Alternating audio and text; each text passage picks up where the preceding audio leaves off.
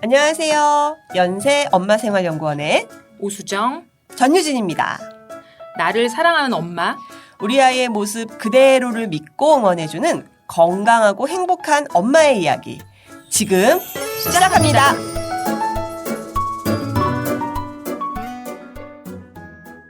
요즘 뉴스에서는 11월에 치러질 수능 이야기도 많이 나오죠.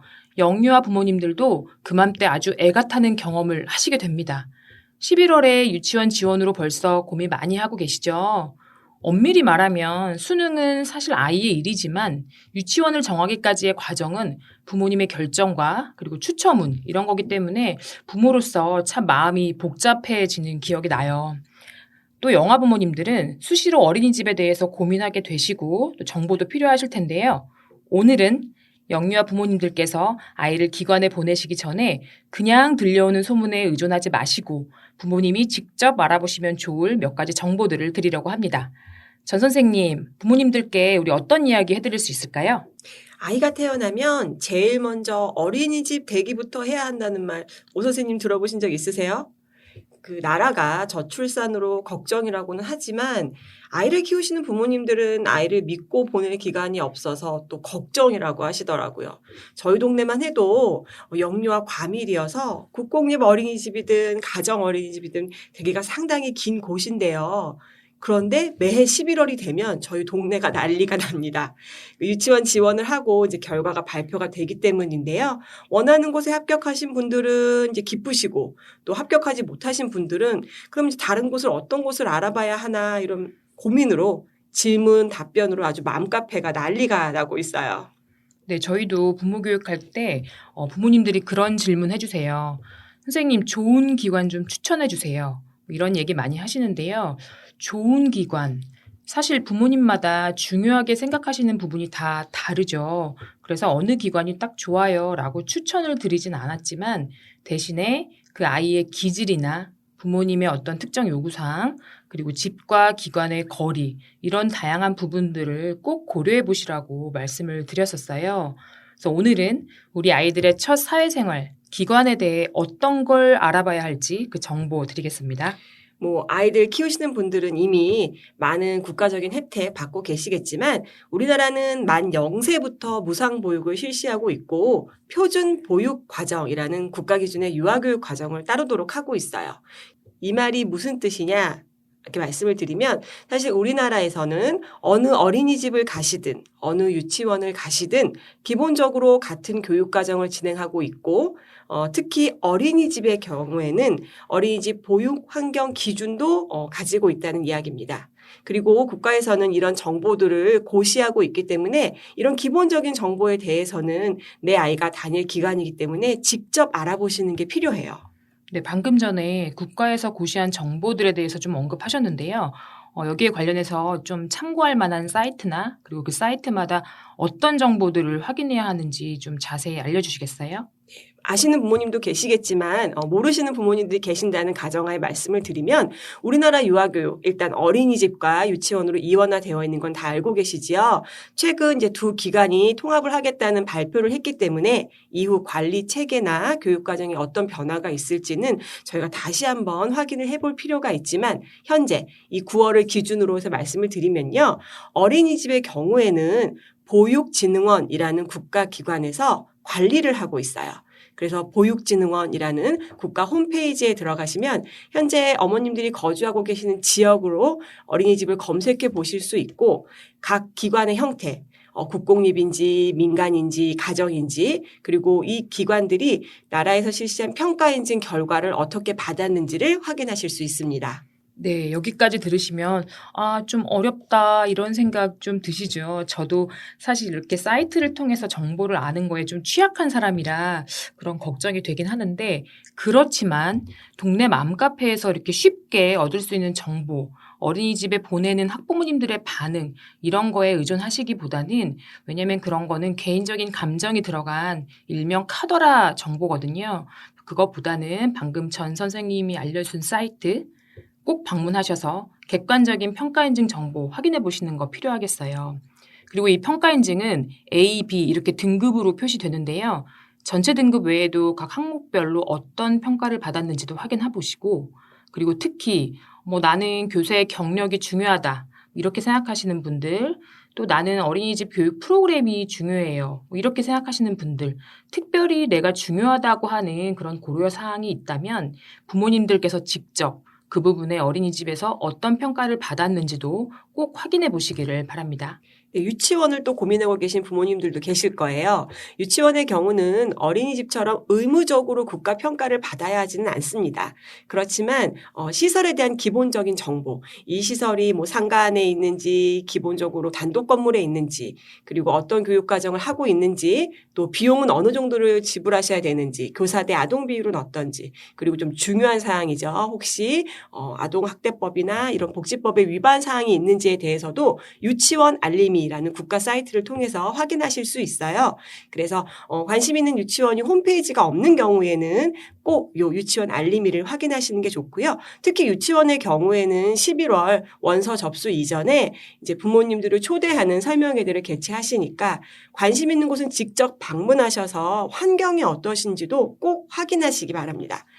네, 여기까지 들으신 분들 중에 저 단어 놓쳤다.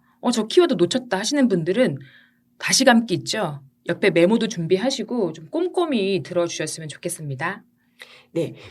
이렇게 어린이집, 유치원에 대한 기본 정보 확인하실 수 있는 사이트 알려드렸는데 오 선생님도 두 아이를 어린이집에 보내셨어요. 근데 어린이집에 보내실 때 좀 어떤 점들을 중요하게 생각하고 어린이집을 선택하셨나요? 저는 제일 중요하게 생각했던 게 아이들이 얼마나 내 몸을 좀 자유롭게 움직일 수 있는가 이 부분이었어요. 그래서 아이들이 좀 어릴수록 대근육을 활용한 활동이 좀 필요한데요. 그래서 신체 놀이, 신체 움직임을 할 수 있는 실외 놀이터가 있는지 또 있다면 얼마나 실제로 하고 있는지 이런 게 가장 중요했어요. 아이들한테 실외 놀이 굉장히 중요한 경험이잖아요. 저희가 아이들을 어린이집에 보낼 때는 실외 놀이터 설치가 의무사항이 아니었어요. 그런데 이번에 개정된 평가 인증에서는 실외 놀이터 여부도 평가 항목에 포함되어 있습니다. 그래서 실외 놀이터가 있는지, 있다면 실제로 거기서 활동하는 시간은 언제 배치되어 있는지 꼭 확인해 보시기 바랄게요. 네, 그리고 저는 또 하나 중요한 게 있는데요. 사실 만 2세부터는 어린이집에서 방과 후 활동을 한다고 하죠. 그런데 저는 사실 그런 방과 후 활동보다 실제로 아이들이 자유롭게 놀이하는 게 더 중요하다는 거를 너무나 잘 알고 있어요. 그래서 하루 중에 아이들이 실제 경험하는 자유놀이 시간, 이 시간이 얼마나 확보되어 있는지, 그리고 공간은 확보되어 있는지 이런 게 가장 중요했습니다. 네, 전 선생님은 어떤 걸 좀 주로 고려하셨나요? 네, 저는 교사 경력을 좀 유심히 살펴봅니다. 물론 이제 교사 경력이 긴 것이 꼭 좋은 교사라는 뜻은 아니지만 사실 어린이집이나 유치원 같은 유아교육 기관에는 젊은 여성분들이 많이 지원을 하세요. 그런데 또 이런 분들은 결혼이나 출산 등으로 또 이직률이 높다 보니까 사실은 아이가 기관에 다니고 있는 동안 또 선생님의 교체가 많이 이루어지기도 하거든요. 그런 부분은 좀 제가 안타깝게 생각하는 부분이어서 저는 이제 아까 말씀드렸던 보육진흥원 홈페이지에서 어린이집 교사들의 자격증 종류, 보육교사 자격증 급수가 어느 정도 되는지, 또 현재 기관의 근속연수는 얼마나 되는지, 그리고 보건교사, 영양교사 같은 특수교사들이 배치되어 있는지를 좀 꼭 확인하는 편이었습니다. 사실은 유치원 교사 같은 경우에도 유치원 교사 자격증을 이제 소지하게 되어져 있는데 보육교사 자격증은 조금 사회적으로 이슈가 된 적들이 많이 있었어요. 물론 이게 통폐합이 되면서 분명히 변화가 있을 거라고 생각되지만 현재로서는 어린이집에 아이를 보내시는 분들께서는 좀 확인해 보실 필요가 있다고 말씀드리고 싶습니다. 자, 이쯤에서 한번 정리를 해볼까요? 어린이집에 대한 정보는 보육진흥원 홈페이지에서 평가 인증을 확인하시고요. 유치원에 대한 정보는 유치원 알림이에서 확인해 보세요. 네, 밑줄 다 그으시고 메모 다 하셨죠? 자, 이제 여기까지 정보들을 다 확인하시다 보면 점점 아이를 기관에 보낸다는 거에 대해서 실제 실감이 좀 나실 텐데요. 이 포인트에서 내가 꼭 보내야 하나? 이런 재고들도 다시 한번 하시게 되기도 해요. 그래서 여기서 이제 그 엄마들의 딜레마 그런 상황이 옵니다. 어떤 분들 이런 고민 하시죠. 선생님, 저 아직 기관에 안 보내고 집에서 제가 데리고 있으려고 했거든요. 그런데 제가 보내고 싶던 곳에서 마침 자리가 하나 났다고 연락이 왔어요. 어떡할까요? 지금 보내기는 좀 그런데 저도 그렇고 아이도 아직은 좀 어린 것 같고 근데 안 보내면 또 자리가 없어진다고 해요. 네, 이런 고민 실제 많이 하시죠? 늘 내가 준비된 시기와 내가 아이를 보내게 되는 시기가 딱 맞아떨어지진 않더라고요. 들으시는 분들도 강하게 공감이 되실 것 같은데 우리 이런 솔직한 고민에 대해서도 한번 얘기를 해볼까요? 네, 저희가 교육을 오랫동안 전공했고 아이들하고 교사로서 오랜 세월 일을 했지만 사실 아이들이 몇 개월이 되면 기관에 잘 적응할 수 있으니 보내세요. 이렇게 딱 정답처럼 알려드릴 수 있는 연령은 없어요. 각 가정의 사정에 맞게 사실 기관을 보내게 되는데요. 그래도 예전에는 가능하다면 만 36개월까지는 양육자와 애착을 형성하며 함께 지내라. 이런 이야기 많이 들으셨을 거예요. 하지만 우리나라뿐만 아니라 세계 여러 나라에서 이제 여성의 취업률이 높아지면서 직장인 엄마와 아이와의 애착 관계에 대한 많은 연구들이 진행됐거든요. 근데 이제 그 결과 일찍 기관 생활을 시작한 직장인 어머님의 아이들도 애착에는 큰 문제가 없었다. 이제 사실 양육의 시간이 아닌 양육의 질이 더 중요하다. 이제 이런 결론들이 나기도 했습니다. 그렇다고 이 말을 선생님이 어린 연령에 보내도 된다고 했어. 그러니 뭐 기회만 되면 연락만 오면 3개월이든 6개월이든 9개월이든 아이 연령에 상관없이 보내자. 그렇게 생각하시면 절대 안 됩니다.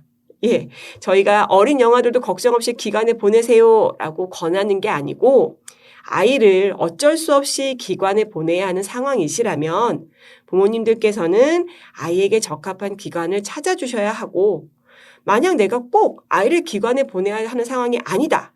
그러시면 굳이 자리 때문에 기관에 보내실 필요는 없습니다. 사실 아이들이 한 5살 정도 되면요. 특별한 사정이 있지 않은 한 기관에 다니지 못하는 사실 아이들은 없거든요.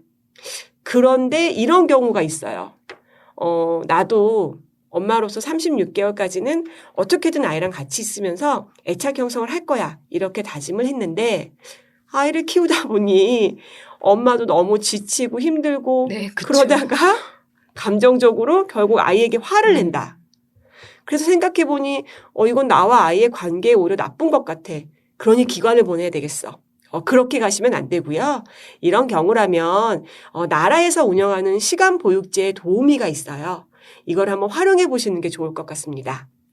시간 보육제 도우미 무엇인지 궁금하다 하시면 아까 알려드렸던 보육진흥원 사이트에 설명이 자세히 되어져 있고 각 가정별로 소득 수준에 따라서 어느 정도의 지불 금액이 있는지도 자세하게 설명되어 있으니까 방문하셔서 확인해 보시면 좋을 것 같아요. 네, 방금 말씀드린 그 단어 기억하시나요? 시간 보육제 도우미 기억하시고요. 이게 잘 알려져 있진 않지만 국가에서 이렇게 저렇게 좀 마련해 놓은 방안들이 있네요. 꼭 한번 이 부분도 고려해 보시길 바랍니다. 그런데 또 막상 아이를 기관에 보내기로 결정하신 분들 중에 또 간혹 이런 고민하시는 분들도 계세요. 영아기에는 아이들이 월령별 차이가 더 도드라지는 시기이기 때문에 특히 1월생, 2월생 아니면 12월생 이렇게 그해 연도의 양 끝에 태어난 아이들을 둔 부모님들 고민이 좀 되시죠.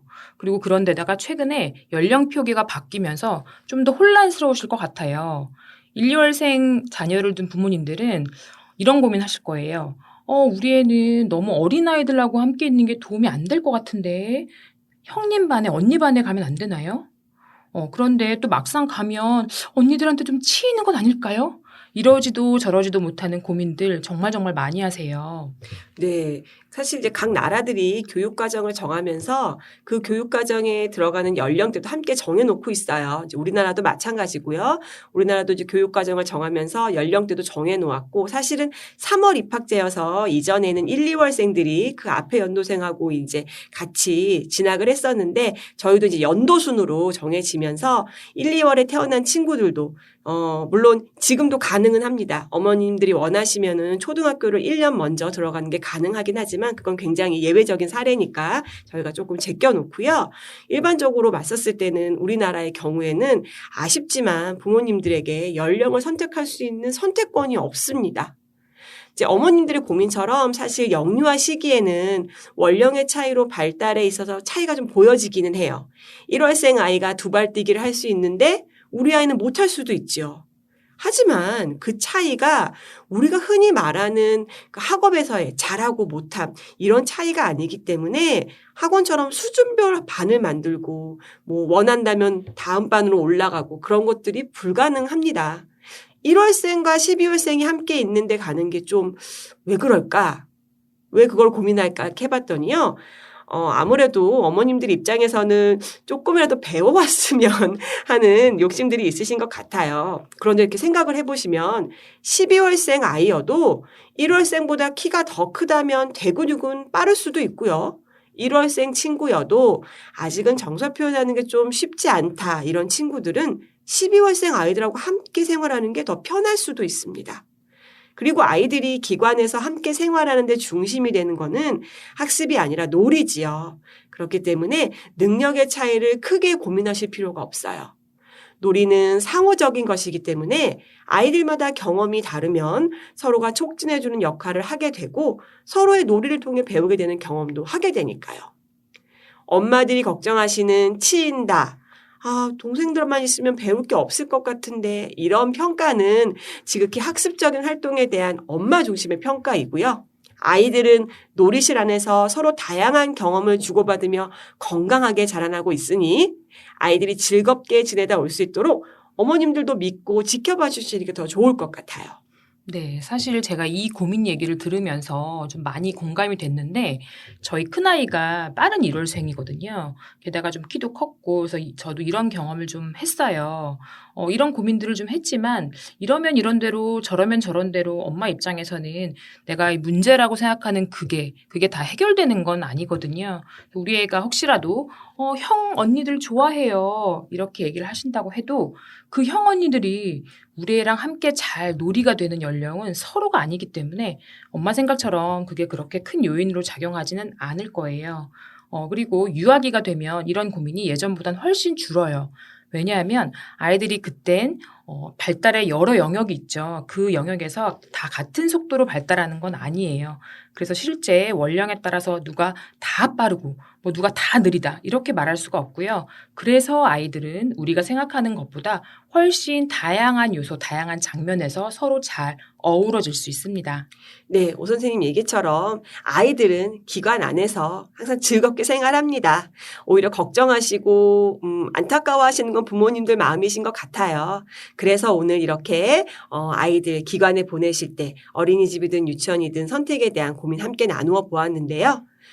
우리 아이를 기관에 보내야 한다면 우리 아이에게 적합한 기관을 공개된 정보를 통해 꼭 확인하시고 우리 아이가 기관을 시작하는 시기 또한 주변 환경에 휩쓸리지 말고 정말 진지하게 고민하고 시작하시기를 부탁드리겠습니다.